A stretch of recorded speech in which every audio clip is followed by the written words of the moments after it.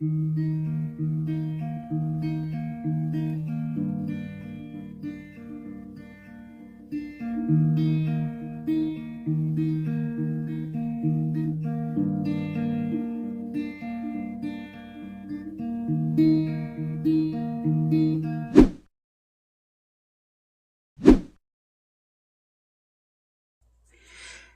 yes. We're going to be making spiced grape jam.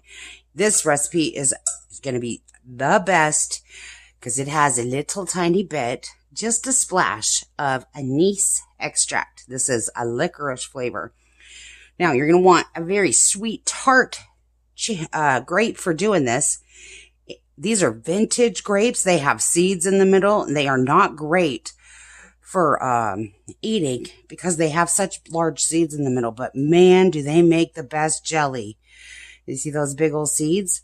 You're going to squish all the seeds and the pulp into one side. Then that little skin over here is going to be little pieces of candy in our jam when we're done. And we're going to place this in just a little bit of cold water off to the side, just enough to barely cover the skin so they don't dry out. Okay, now you're going to want to do 4 cups of grapes, which is about 1.5 pounds. So 3.5, 4 cups of grapes. Finish squishing those. I got the kids over there busy working right now. They got separate bowls so I can make sure they didn't get any seeds in the pulp. Because it's okay if you get some pulp in here, but it's not okay if you get some seeds in here, because this is going to be cooked down into little pieces of candy and go back into our jam. All right, so we'll be back after this extraordinarily hard procedure, but it's going to be well worth the work. And the squirrels are onto our grapes this morning. Look at this. This was hanging on my grapevine when I went out there because I needed like 3 more bunches to make enough for one recipe. And this is what I found. Those squirrels will take all those grapes by the end of the day. So I got to hurry this up and go pick the rest of those grapes before the squirrels do. Skins over here. Oh, and every now and then you see a seed that you missed. So pick that out as you go. You don't want to be chomping down. Get a seed in there. Okay, we're going to be bringing both of these up to a boil over a medium heat. We ended up with about 2 cups of skins and 2 cups of seeds. We started out with 4 cups. Might have been 4.5 cups of grapes, which is minimal for making this recipe.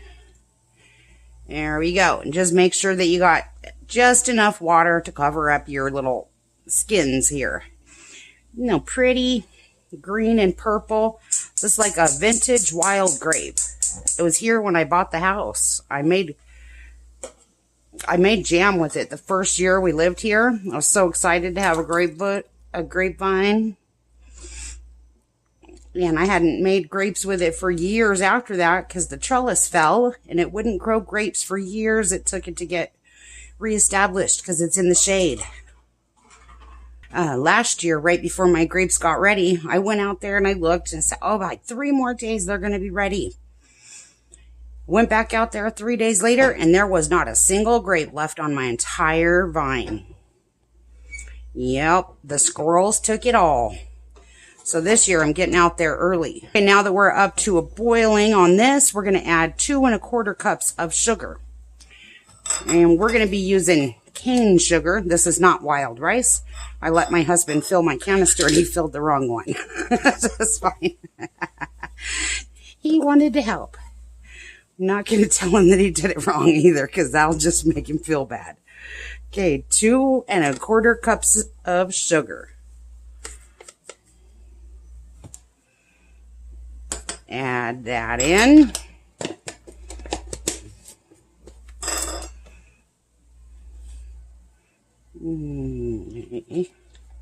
We're just going to slowly stir until that melts.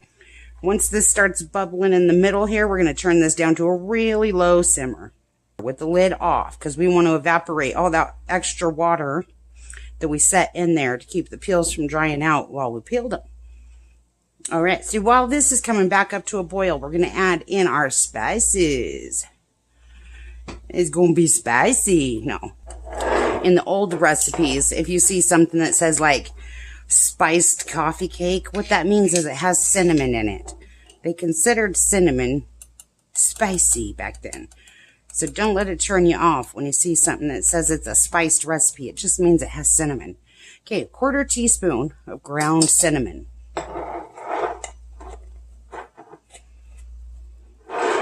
And then we're going to do 1/8 of a teaspoon. Not that way. 1/8 of a teaspoon of cloves, ground cloves. Before I was rudely interrupted by my camera not recording anymore, I had also put in 1 drop of Anise Extract. You can also use orange extract if you don't like the flavor of licorice. That's the original recipe. There you go. So now that you got this stirred down a little bit, you really don't have to worry about stirring it. Just get it up to a nice medium boil, just a little bit more than I turned it down to. And then we're just going to let that cook away for like 10 minutes. Double check it every few minutes just to make sure it's not boiling over. Okay, and then this here, just on a real low simmer. We're going to keep this simmering down till about, I don't know, 3/4 of the liquid that's in there has evaporated out and these shells are nice and soft. Oh my, looking good. Okay, we'll be back in 10 minutes. Ooh, did get close to boiling over, didn't it? Good thing I set myself a timer and stayed close by just in case, because that would not be a fun mess to clean up off the stove. Okay, so we just boiled this for 10 minutes. We're going to stir this down, see how sticky it is. Ooh,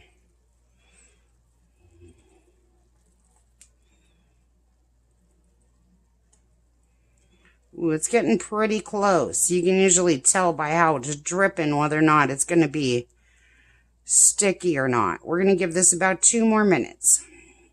3 more minutes. 4, maybe 5. Okay, we'll be back in about, I don't know. Let's do 4 more minutes. I am at a very high elevation here in Twin Falls. I'm in Twin Falls, Idaho at 3,734 feet above sea level.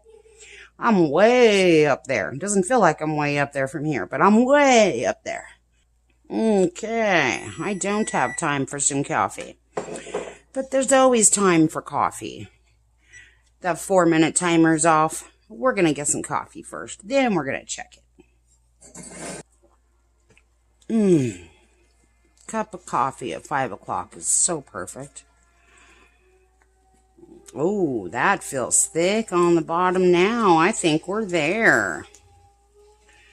Give that a little stir down here. Get all that stuff off the bottom.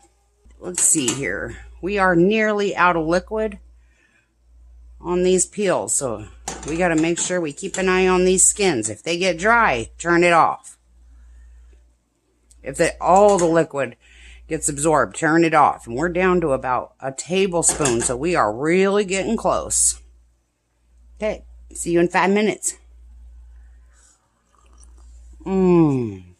Have a drink of coffee with me. It's so good.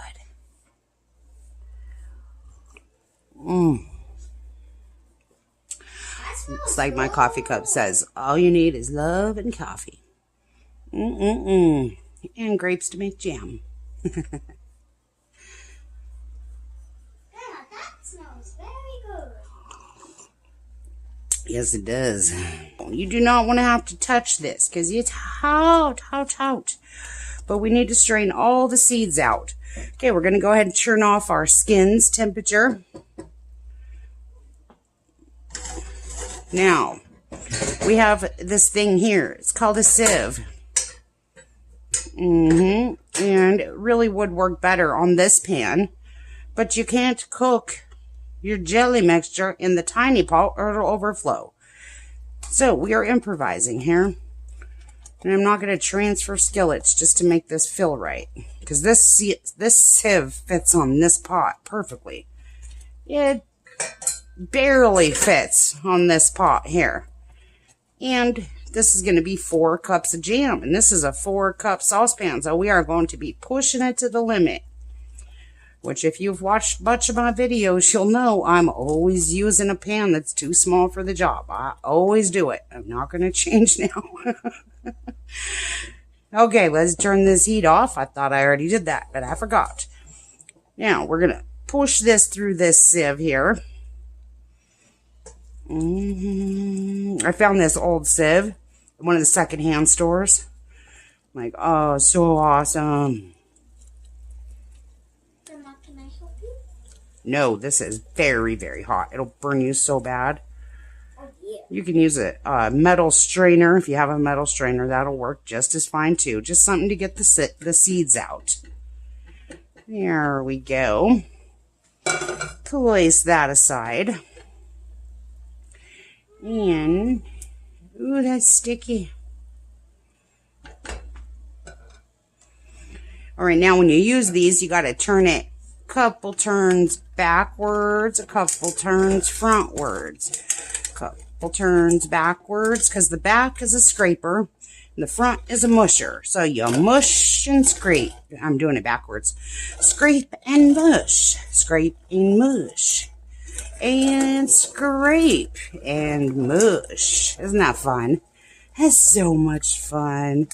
I love old tools. It's so cool. All right. This is completely done. I am just playing at this point. Okay, so after you mush all of these seeds out of here.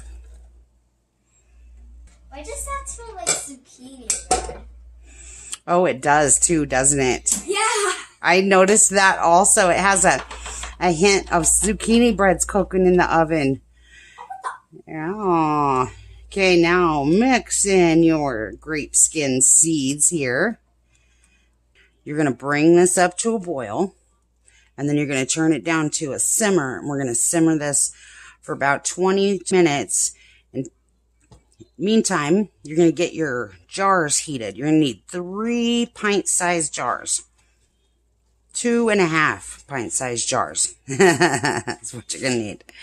So those are heating up in our 175-degree oven. And you want to keep a close eye on this so it doesn't boil over. I am in a very high elevation, so I might have to do mine longer than yours. But once you get these where the bubbles just don't want to stir down anymore, and you just can't stir down the bubbles just like this, that's how you know that it's going to be ready. All right, let's get our jars out of the oven, and we're going to set them right here on a what do you call this damn thing? Oh, we're going to set these right here onto a cotton kitchen towel.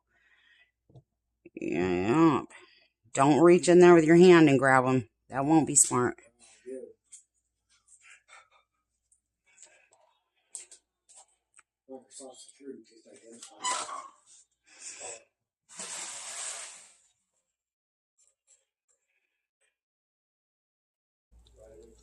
Give this a stir.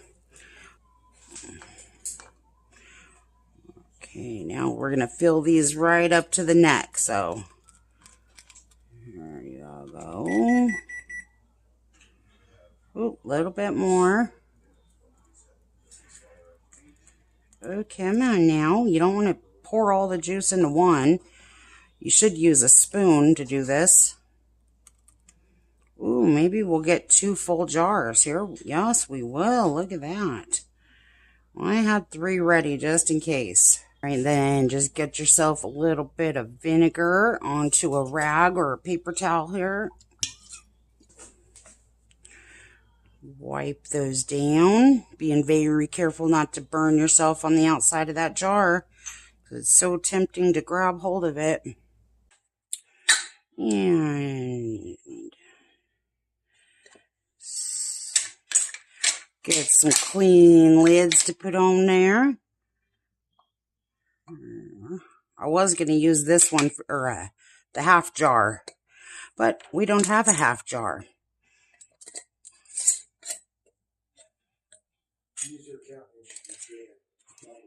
Okay. Then screw those down just finger tight because you don't want to grab those jars. All right, and now we wait for 12 to 24 hours. All right, you know what black licorice tastes like, right? Yeah. Not red, the black stuff. This has anise flavoring in it. That's the same as black licorice.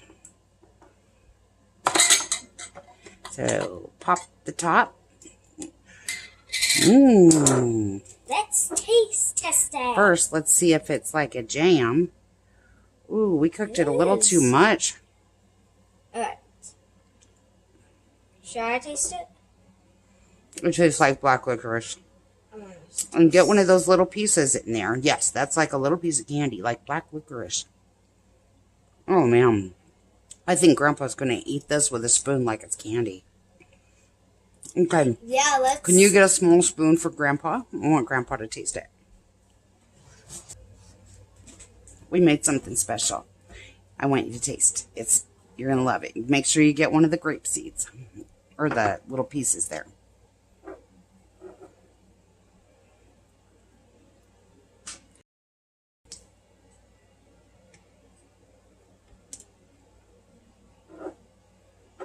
What is that? You got to take your guess. Tastes like licorice. A little bit. Yep. Cherries. What is it? It's licorice. It's licorice? We made you licorice jelly. I did overcook it for sure, but there's a lot of sugar in here, so don't eat this like it's candy, even though it tastes like candy. Yeah, that would be a great filling. Mm-hmm. But that is good. Yeah, we can have that with our pancakes. Oh my God, yeah. That's what I was thinking too, like a syrup for pancakes. Oh, yum. Yeah. Do you want one more piece? Yes. Can I get a spoonful? Pretty good? Mm-hmm. It's just like eating a piece of candy, huh? Oh, Yeah. we'll let Sissy grab some when she's ready, when she wakes up, okay? Would you hold that for me? All right. We'll see you guys next time. Yes, you can lick the spoon. Bye. You've been my star, and I'd be your sky.